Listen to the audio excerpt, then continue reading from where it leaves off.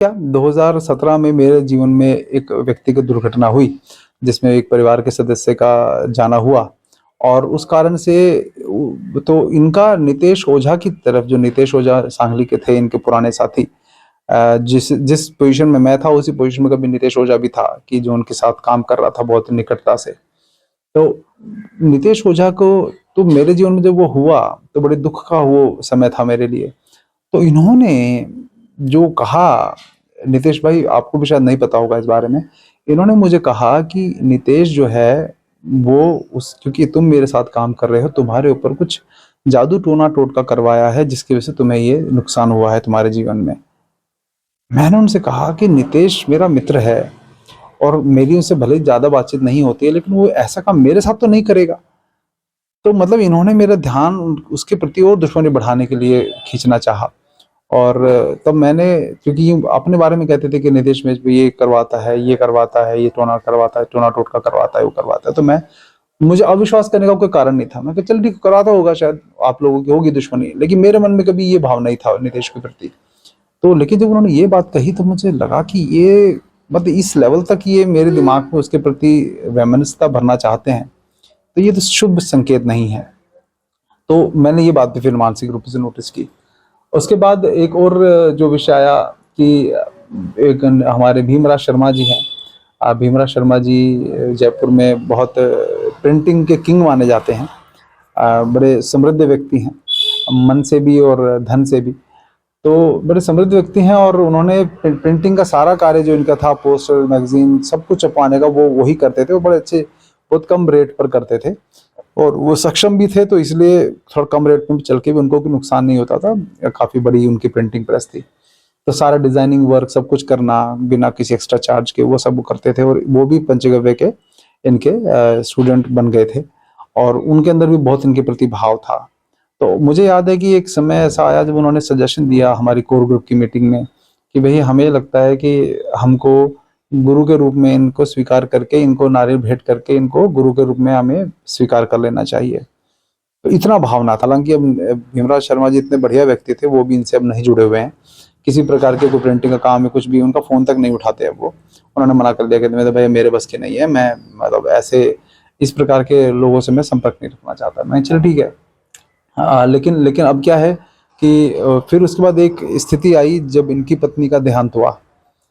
लेकिन उनसे पहले एक बात और मैं बता दूँ कि इनके वहाँ जो सीयूषा भवन में जो चिकित्सालय था, उस चिकित्सालय में चिकित्सा के लिए हमने कुछ लोगों को शुरू-शुरू में भेजा, अपने कुछ मित्रों को भी भेजा।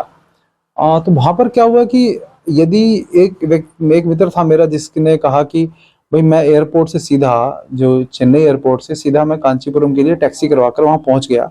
तो मुझे उनकी जो पत्नी थी मैं ये भी मैं आपको बता दूँ कि उनकी 2 पत्नी हैं जो उन्होंने मुझे खुद ही बताया कि राजीव भाई के सामने ही दूसरा विवाह इन्होंने किया था। तो एक पत्नी बिहार में रहती थी उस समय और जो दूसरी पत्नी थी वो इनके साथ कांचीपुरम में सहयोग संगीता जी जिनका नाम था। तो वो उन्होंने बताया कि हम मेरे उस मित्र ने बताया कि देवेंद्र भाई मुझे उन्होंने कहा कि आप डायरेक्टली ये क्यों करके आ गए? टैक्सी करके क्यों आ गए? हमको कहना था हम आपके लिए टैक्सी करते। और तो उन्होंने बोला क्यों क्या हो गया? मैं आपके खुद टैक्सी करके आ गया तो क्या प्रॉब्लम हो गई? बोला नहीं क्योंकि अगर आप हम करते तो हमें कुछ बचता बीच में। तो ये बात उनकी कहकर वो मेरा मित्र वहीं से उल्टे पैर लौट गया। कहता भाई मैं इनके पास चिकित्सा नहीं करवाऊँगा। तो 20,000 21,000 रुपए की दवाई दे देना, वो गौमूत्र से भाप दे देना, वो सब देना, कुछ बहुत ज़्यादा रिज़ल्ट नहीं आते थे। तो अब मैं चिकित्सा की जो आप पहली बार बात बताई मैंने कि जब इन्होंने एडवांस पंचगव्य थेरेपी नाम का कोर्स जब ये जो डिप्लोमा इन पंचगव्य थेरेपी के बाद जो एडवांस पंचगव्य थेरेपी का कोर्स इन्होंने लॉन्च किया जिसका लगभग 1.5 लाख रुपए फीस रखी इन्होंने। उसमें जब मेरे कुछ तो मैंने उसको नहीं किया क्योंकि मुझे खटका तब तक मेरे दिमाग में ये मन में आ चुका था कि यहाँ सब कुछ ठीक नहीं चल रहा। तो मेरे मन में खटकाया तो हमारे कुछ 1-2 मित्र थे जिन्होंने सीखा। उन्होंने बताया कि वीरेंद्र भाई इन्होंने हमें ये बताया कि ये जो कुछ पंचगव्य की दवाई है उसमें होम्योपैथी मिलाने की बात इन्होंने बताई कि ये होम्योपैथी मिला दोगे तो रिजल्ट अच्छे आएंगे। तब मुझे समझ में आया कि खेल क्या चला। खेल ये चला कि जब ये चिकित्सा सिखा रहे हैं पंच डिप्लोमा इन पंचगव्य थेरेपी सिखा रहे हैं उसमें जो नॉलेज दे रहे हैं वो आधी अधूरी दे रहे हैं, जिसमें गौमूत्र के माध्यम से कोई आसव बनाना या कुछ भी बनाना सिखा दिया और कहा कि भी खांसी के लिए दवाई को दे दो। लेकिन जब मान लीजिए किसी पंचगव्य सिद्ध से वो रिजल्ट नहीं आ रहा तो गव्य सिद्ध का मतलब जो स्टूडेंट इनसे पढ़ के आते थे उनको गव्य सिद्ध बोलते थे, उनको गव्य सिद्ध बोला जाता है। तो गविसिद्ध के से जो कोई चिकित्सा नहीं होती थी, ये कहते थे कि आप मेरे पास रेफर कर दो। तो रेफर करते थे तो उनके पास वो रिजल्ट आ जाता था। क्यों? क्योंकि ये उसमें होम्योपैथी मिला देते थे गौमूत्र में, और तब इलाज करते थे। जहां एक तरफ वो मेरे एक मित्र को आयुर्वेद में शहद का कुछ आयुर्वेद की तरह इलाज करने के लिए पंचगव्य में आयुर्वेद मिक्स करने की वजह से निष्कासित कर दिया इन्होंने, वहीं स्वयं ये होम्योपैथी और कई पैथियों को शामिल करके अपनी चिकित्सा में रिजल्ट लेकर आ जाते हैं, और बताते नहीं किसी को कि मैंने इसमें क्या डाला है। और रिजल्ट आने के बाद सब कहते हैं अरे निरंजन भाई के पास तो इलाज हो जाता है। तो इनके पास विद्यार्थी बढ़ जाते हैं। तो ये जो मैनिपुलेटिव टेक्निक्स है ना, ये मुझे पसंद नहीं आई। तो मैंने कहा इसका मतलब ये है कि डिप्लोमा इन पंचगव्य थेरेपी में जो आप सिखा रहे हो वो आधा अधूरा सिखा रहे हो, और स्वयं को आप कई सारी पैथी इस्तेमाल करके रिजल्ट ले आते हो। तो मैं ये तो ठीक नहीं है। तो ये एक और मुझे फिर गलती नजर आई इनकी। और 2018 में कार्यक्रम हुआ कालड़ी में, 17 में कुरुक्षेत्र में, 17 में, 18 में कालड़ी में हुआ।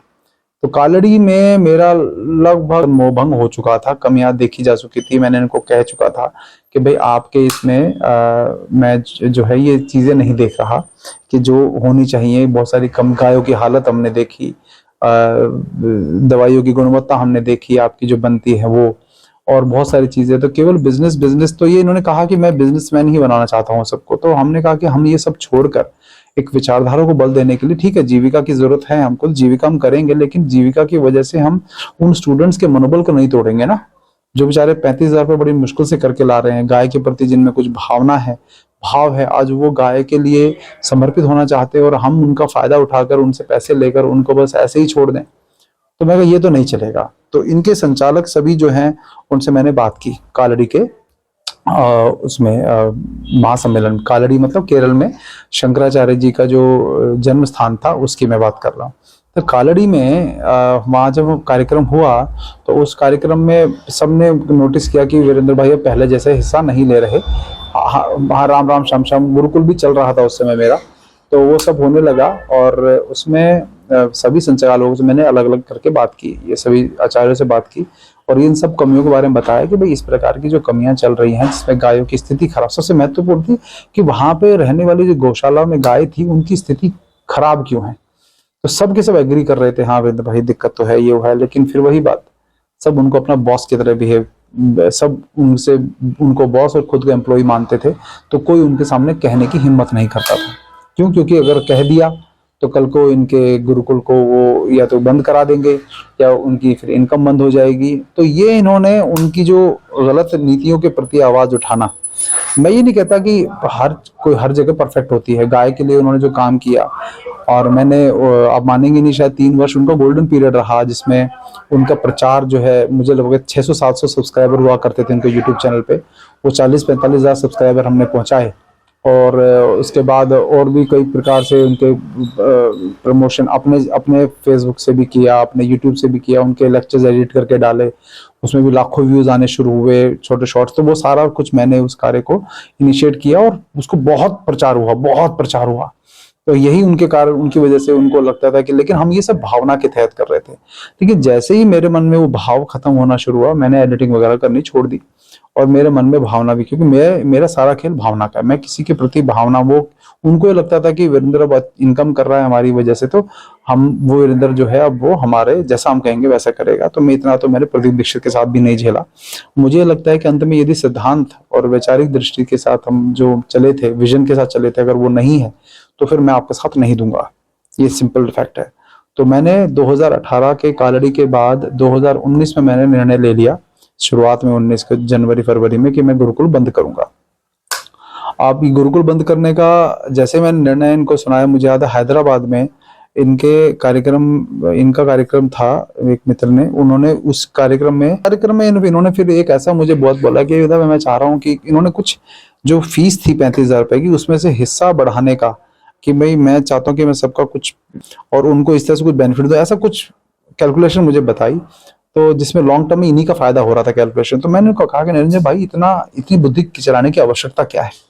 ये जो संचालक वगैरह सब आपके साथ खड़े हैं, उनको ऐसे आप कैलकुलेशन में क्यों वो करना चाहते हो भ्रमित, की इतना मैं कर दूंगा तो एंड में आपका तो फायदा हो रहा है इसमें, उनका तो नुकसान हो रहा है। तो ये जब उन्होंने सुना तो उन्होंने कहा कि विंदु भाई आप बताओ क्या करें। मैं कुछ नहीं बताना चाहता, मैं चाहता हूँ कि मैं गुरुकुल बंद करूंगा, मैं अब गुरुकुल नहीं चलाना चाहता। तो इनको बड़ा थोड़ा सा धक्का लगा, क्योंकि इतने स्टूडेंट, काफी सारे स्टूडेंट की संख्या जो है मेरे यहाँ से आती थी, तो इनकी भी इनकम पे असर पड़ता। लेकिन मैंने कहा कि मैं अब आपके विचारधारा के साथ आपका नहीं चल पाऊंगा, क्योंकि आपके सामने कुछ कहना, आप कुछ मानते हैं नहीं, आप स्वयं इतने ज्ञानी स्वयं को समझते हैं। तो ये हो गया। तो फिर मैंने उनका साथ छोड़ दिया और गुरुकुल मैंने बंद कर दिया। किसी भी संचालक ने, शायद एक सोमपल भाई हैं, उन्होंने शायद गुरुकुल बंद किया था। एक भूपेंद्र राणा है, शायद सोमपल भाई ने शायद किया नहीं किया मुझे नहीं पता, गाजीपुर में एक भूपेंद्र राणा है, शिमला के भाई हैं। उन्होंने भी इनके इसी इसी जो व्यवहार और जो इनके व्यक्तिगत स्वभाव था, इनके कारण जो है अपना गुरुकुल बंद किया। तो एक वही व्यक्ति हिम्मत दिखा पाया, बाकी कोई किसी ने हिम्मत नहीं दिखाई कि इनको एक साथ बोला जाए कि भी गायों की हालत सुधारो सुधारो। फिर कोरोना काल आ गया 2019 के बाद 20 में, उसमें भी इन्होंने अपनी पूरी यूनिवर्सिटी खड़ी कर ली, कई करोड़ रुपए में, 5-6 करोड़ रुपए में इन्होंने खड़ी कर ली। और आज जो है ये जो मुख्य रूप से जो मैं सब इनके साथ ही साथ रह चुके हैं, उनका भी कईयों का मोह भंग हो चुका है, कि जो इनकी बातचीत के कारण, इनके व्यवहार के कारण, कि उनको भी लगा कि लंबा नहीं चलने वाला है। क्योंकि बात यह है कि यदि मान लीजिए कल को ईश्वर ना करे कि इनको कुछ हो जाता है, जैसे राजीव भाई अचानक चले गए, इनको भी कुछ हो जाता है, तो उसके बाद क्या? क्योंकि जिस प्रकार इन्होंने, एक महासम्मेलन भी इनके बिना आयोजित नहीं हो सकता। कोई भी जो भी इनके साथ काम करते हैं, एक रणवीर भाई हैं, वो सब बड़े भावना से लगे हुए हैं। और रणवीर भाई वगैरह मैं आप सबको कह देता हूँ, जो भी उनके साथ और भी संचालक वगैरह जो इनके प्रति जो भावना है, मैं ये वीडियो किसी दुर्भावना के प्रति नहीं, और आप लोगों के प्रति मेरे मन में सम्मान सदा रहा है।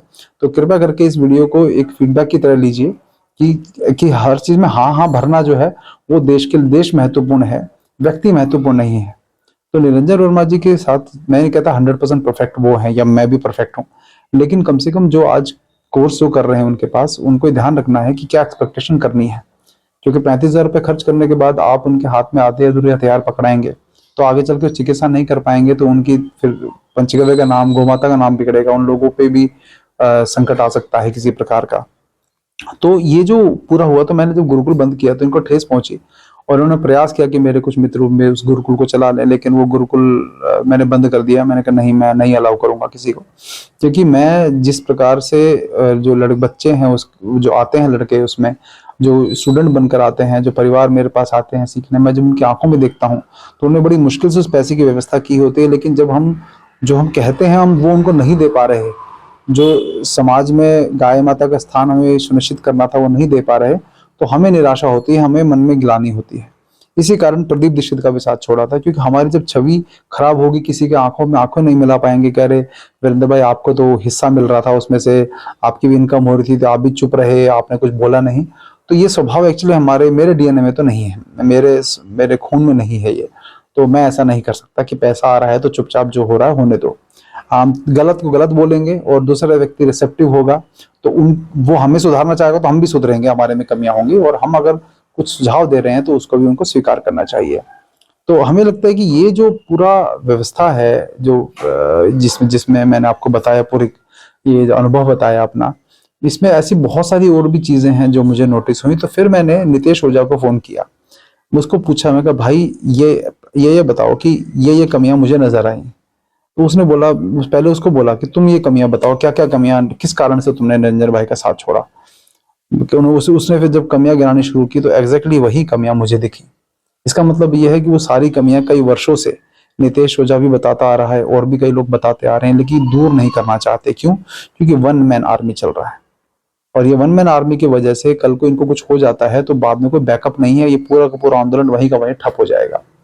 और ये अगर ठप नहीं हो पाएगा तो ये अपने परिवारवाद के कारण, अपने ही परिवार में इनकी एक बेटी है, वो मैं नहीं मानता कितनी सक्षम है कितनी नहीं है, कुछ थोड़ा बहुत इंटरेक्शन मेरा हुआ उससे, उस समय मुझे बहुत सक्षम नहीं लगती थी, लेकिन अब कितनी सक्षम होगी मुझे पता नहीं। लेकिन ये अब मैं नहीं मानता कि जैसे राजीव दीक्षित के जाने के बाद उनके भाई ने जो बागडोर संभाली और पूरे काम को सत्यानाश मार दिया उसने, ठीक वैसे ही इनके बेटी कितना न्याय कर पाएगी इनके ज्ञान के साथ।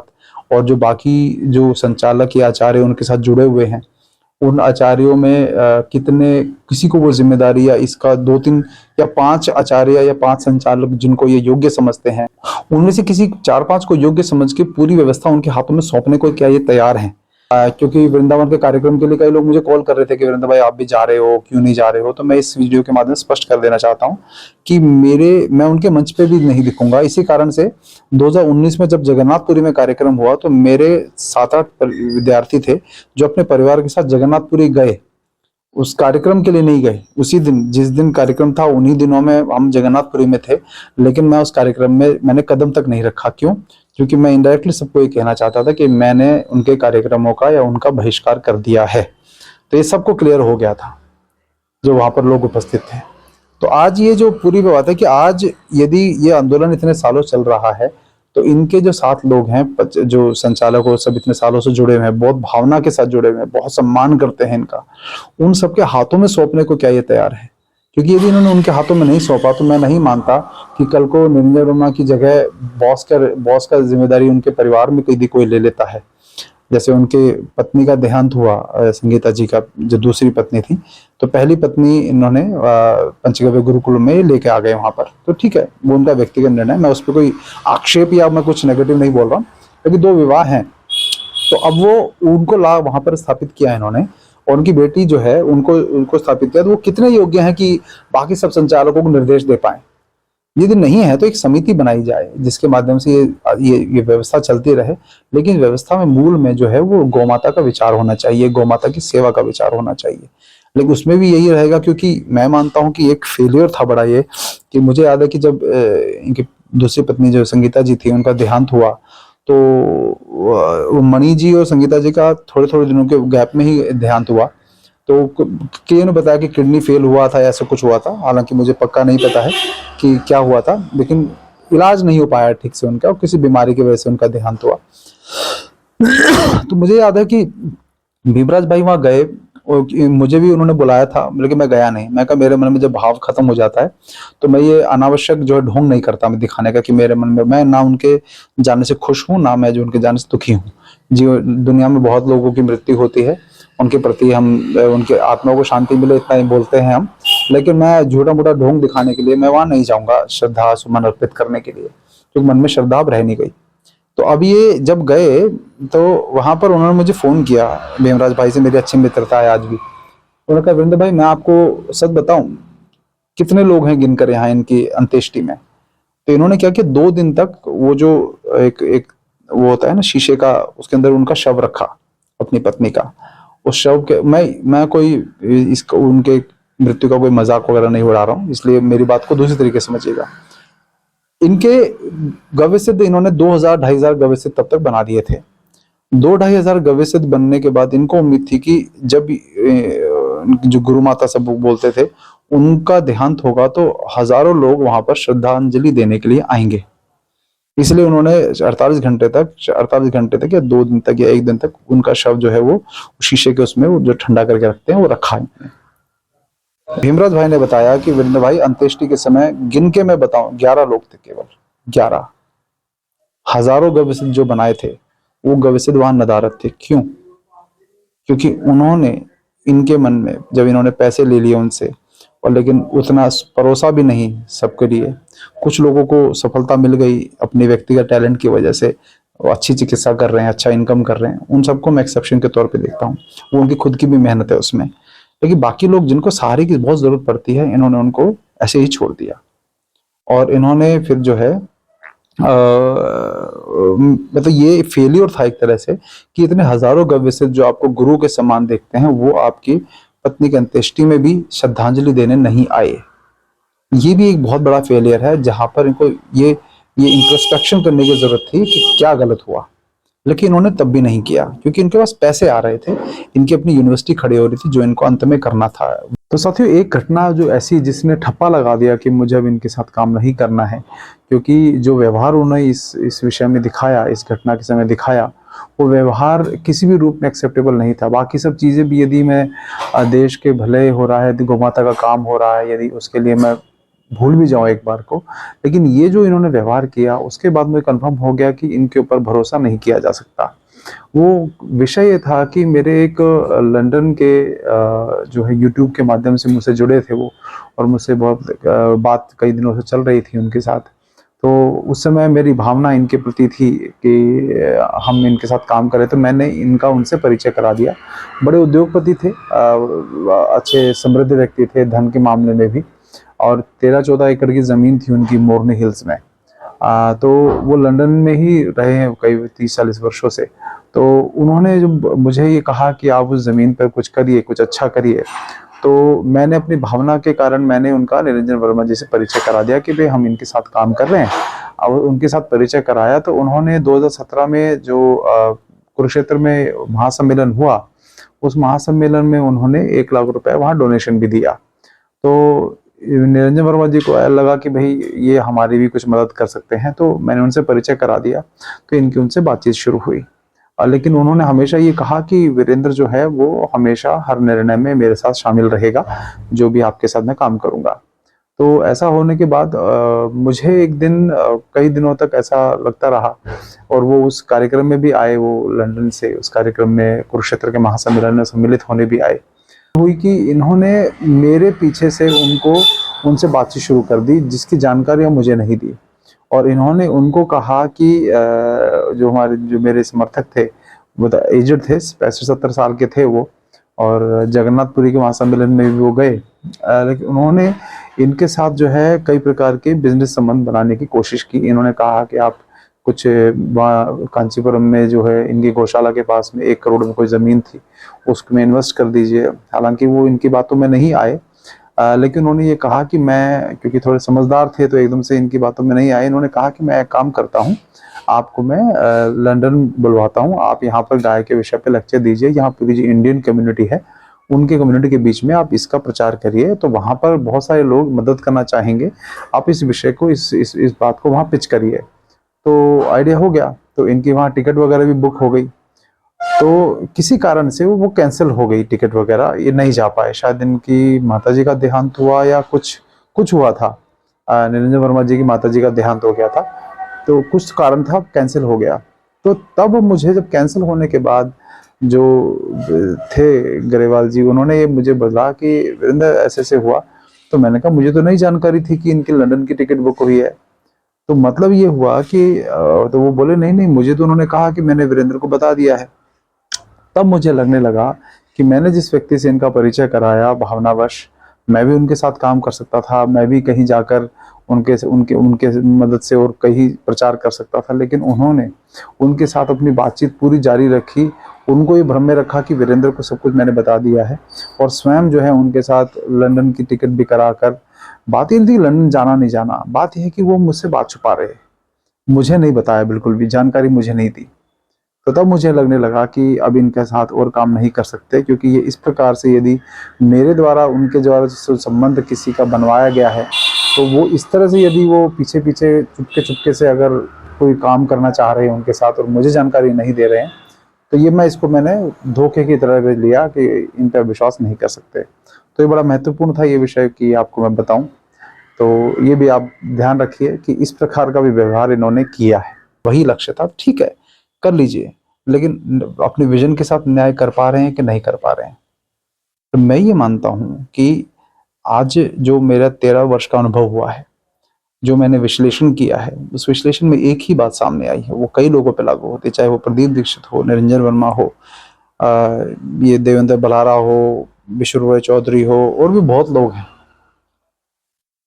या तो वो सहज नहीं है, जो भी व्यक्ति गुरु परंपरा से नहीं आया है। मैं मानता हूँ कि राजीव दीक्षित जी भी जब तक धर्मपाल जी उनके गुरु के रूप में नहीं आए, उन्होंने केवल मल्टीनेशनल पे हमला करते थे, फिर हिस्ट्री पे अध्ययन उन्होंने किया, हिस्ट्री पे बोला।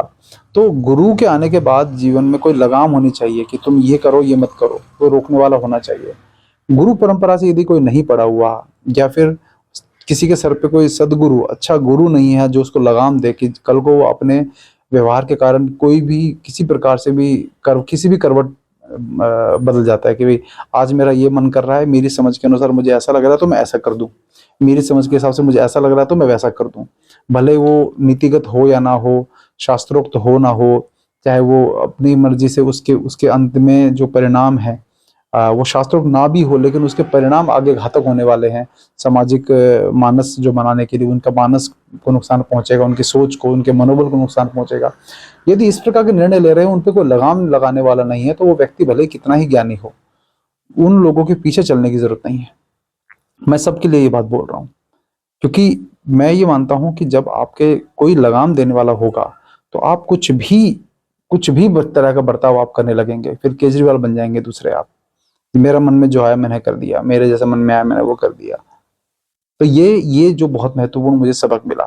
तो अब से मैं जब किसी भी व्यक्ति के साथ अगर जुड़ता हूँ, मैं देखता हूँ कि उस व्यक्ति में ऋषियों के प्रति, हमारे भगवान के प्रति, ईश्वर के प्रति कितनी आस्था है, उसके अंदर हमारे समाज के प्रति दर्द है कि नहीं वास्तव में, या वो केवल एक मशीन की तरह काम कर रहा है। चाहे वो पुष्पेंद्र कुलश्रेष्ठ ही क्यों ना हो, उनका भी कार्यक्रम मैंने करवाया, लेकिन दोबारा कभी मिलने का मन नहीं किया।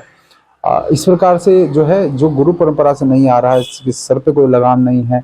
ठीक वैसे ही जैसे जब श्री राम श्री कृष्ण आए, उन्होंने भी गुरुओं के अनुसार चले, गुरुओं की आज्ञा में चले, नकली शंकराचार्यों को बनाकर उनका आशीर्वाद लेकर हर काम करने की जो ढोंग चल रहा है, ये जिस तरह की व्यवस्था जो चल रही है, इसमें पतन ही होता है समाज का। तो ये मैं मानता हूँ कि अब इस विषय पे बहुत लंबा चौड़ा बात हो सकती है, गुरुओं पे कोई कुछ बोलेगा, कोई कुछ बोलेगा, नहीं, अंत में ये है कि ये जितने भी लोग थे ना, ये अपने आप को ही स्वयंभू मानते थे। और प्रदीप दीक्षित तो नास्तिक व्यक्ति था, तो उसका हाल सबको देख ही गया है।